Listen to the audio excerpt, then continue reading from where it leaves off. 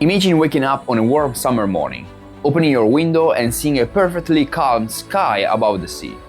Nothing feels strange, nothing feels dangerous, and life is moving exactly as it always has.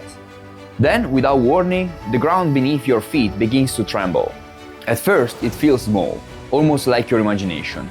But within minutes, the shaking grows stronger, deeper, and more violent. People panic and stop in the streets. And above everything else, a dark column begins to rise into the sky, climbing higher and higher until it blocks out the sun itself. Ash starts to fall, slowly at first, then faster, covering bodies, trees, streets, and roofs. Breathing becomes difficult, the air burns your lungs. And before anyone truly understands what is happening, entire cities are already doomed. This is not a scene from a movie, this really happened. In the year 79 after Christ, Mount Vesuvius, Italy, unleashed one of the most devastating volcanic eruptions in human history.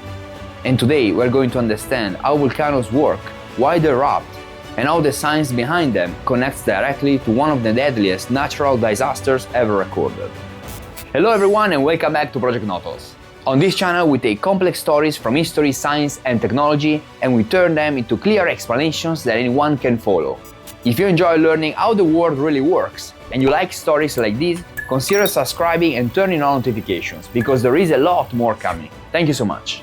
And now it's time to go deep beneath the surface of the Earth where everything began.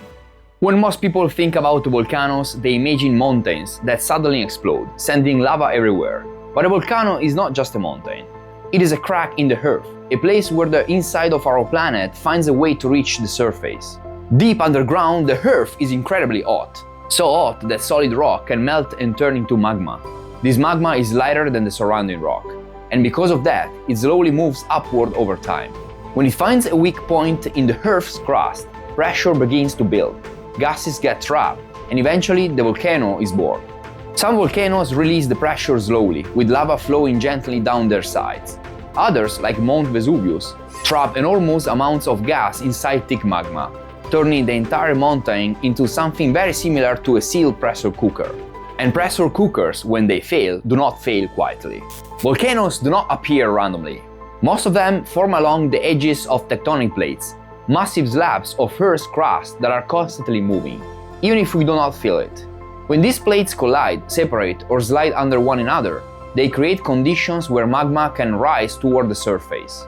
Mount Vesuvius is what scientists call a stratovolcano, or composite volcano, which is the most dangerous type of volcano on Earth. Over thousands of years, it was built layer by layer from hardened lava, ash, and volcanic rock, creating a tall and steep mountain that looked peaceful from the outside but was extremely unstable on the inside. Stratovolcanoes are responsible for many of the worst eruptions in history, because when they finally erupt, they tend to do so violently and without mercy. An eruption happens when the pressure inside the volcano becomes too strong to contain. Magma is full of gases, and as it rises closer to the surface, the pressure around it decreases. This causes the gases to expand rapidly, just like when you open a shaken bottle of soda. If the gases cannot escape slowly, they explode outward, tearing the volcano apart from the inside. The result is not just lava, but enormous clouds of ash, rock, and superheated gas that move with terrifying speed. This is exactly what happened at Mount Vesuvius in 79 AD. That summer, life around the Vesuvius was calm and prosperous. Roman cities like Pompeii and Herculaneum were full of markets, bathhouses, homes, and temples. People had lived near the volcano for generations, unaware that it was even dangerous. Then, one morning, Vesuvius erupted with extraordinary force. A massive column of ash and gas shot more than 30 kilometers into the sky, reaching the stratosphere. Molten rock, pulverized pumice, and scorching ash were ejected at a rate of more than 1.5 million tons per second. The sound alone must have been unimaginable. Scientists estimate that the total energy released during this eruption was around 100,000 times greater than the atomic bombs dropped on Hiroshima and Nagasaki. And if you have seen the other video about those bombings, you already know how devastating that level of energy is. If not, watch it later after this one. Link in the description below.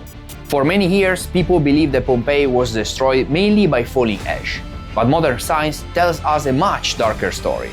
The most deadly part of the eruption was something called a pyroclastic flow. which is a fast-moving cloud of superheated gas, ash, and volcanic debris.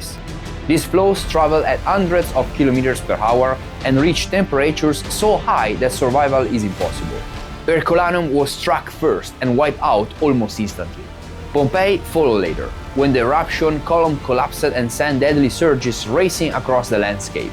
People did not have time to escape. Many died where they stood, where they slept, or where they prayed.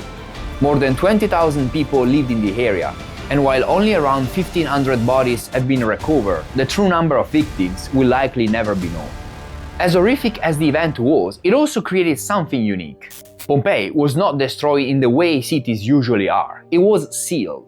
Layers of ash covered the city, protecting buildings, streets, tools, food, and even human bodies from the decay. Centuries later, archaeologists uncover a perfectly preserved snapshot of Roman daily life, frozen in the exact moment disaster struck. It is one of the most important archaeological discoveries in history, and today the area is protected as both a national park and a UNESCO World Heritage Site. The eruption of Mount Vesuvius gave its name to an entire type of volcanic eruption, now called Vesuvian eruptions. It helped scientists understand how eruption columns form, how they collapse, and how pyroclastic flows behave. Today, Vesuvius is one of the most closely monitored volcanoes in the world. Sensors track earthquakes, gas emissions, and ground movement every single day, because millions of people still live nearby. The volcano is quiet now, but it is not extinct, and one day it will erupt again. Before we wrap up, here are a few fascinating volcanic facts you might not expect. Some victims of the eruption were exposed to such extreme heat that their brains were instantly vitrified, turning into a glass-like material. Volcanic ash might look soft, but it is actually made of microscopic sharp fragments of rock, which is why breathing it can be so deadly. Diamonds can only reach the Earth's surface thanks to volcanoes, thanks to rare, extremely deep volcanic eruptions called kimberlite eruptions. Some volcanic eruptions are so powerful that they can actually cool the entire planet. After very large eruptions, ash and sulfur gases can block part of the sunlight, causing global temperatures to drop for years. While Earth has more than 1,500 active volcanoes, the largest volcano in the solar system is not on our planet at all, but on Mars. One last crazy fact is that volcanoes do not just exist on land. Most of Earth's volcanic activity actually happens underwater, along the ocean floor, where new crust is constantly being created. Mount Vesuvius is a reminder that human history is not shaped only by emperors, wars, or technology. Sometimes it is shaped by forces far older and far more powerful than us. And unlike nuclear weapons, this is a power we cannot turn off.